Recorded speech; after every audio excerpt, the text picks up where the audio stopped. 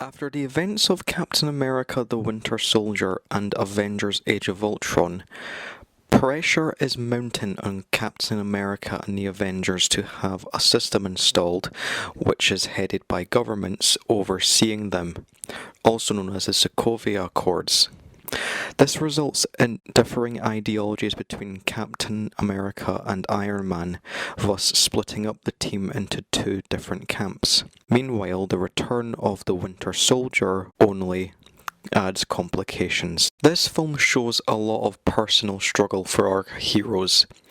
Tony Stark is still feeling shell-shocked about the amount of collateral damage the Avengers have caused during Avengers and Age of Ultron. Meanwhile, Captain America has lost his faith in the government due to the incident that occurred during the Winter Soldier. Scarlet Witch, on the other hand, is trying to learn how to control her volatile powers.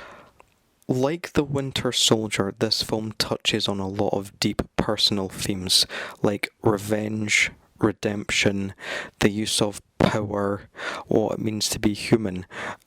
I felt the way it handles how humans would react to hero-caused destruction a lot more better than Batman v Superman. What I loved about this film is that I found that I constantly had my views changing about each camp. There was one moment where I was in favour of Captain America's side, but then I also found myself in favour of Iron Man's sides because I bought each of their motives, and as the film progressed, there was always escalation involving these motives that had me either changing sides or staying with a sides. The supporting cast was great throughout. There was also some new characters into the mix.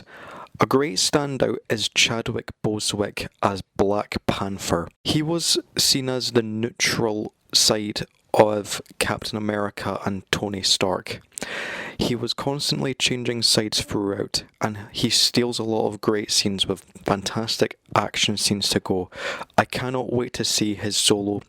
Tom Holland as Spider-Man was so much fun. I loved every moment he was on screen. All I can say is Marvel is going to do wonders with Spider-Man, and I cannot wait for next year's Spider-Man Homecoming to be released. I won't say anything else. Daniel Bruhl plays new villain Baron Zemo in this film. He was a decent villain with a moment of sympathy from the audience.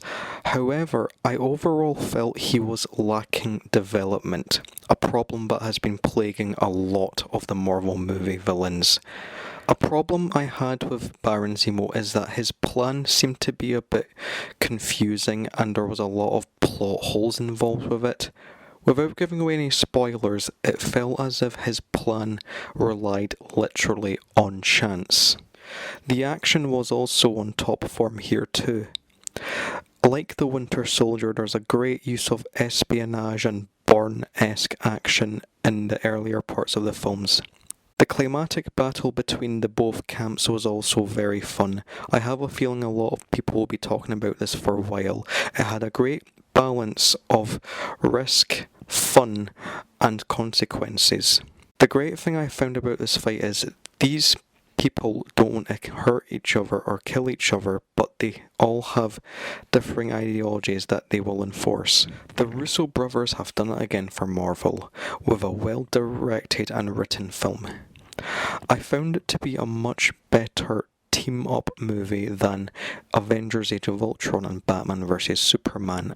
This is probably one of my favourite Marvel Cinematic Universe films. In fact, it may just be one of my favourite superhero films made of all time.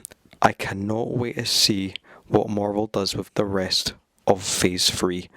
I'm giving Captain America Civil War a 4.5 stars out of 5.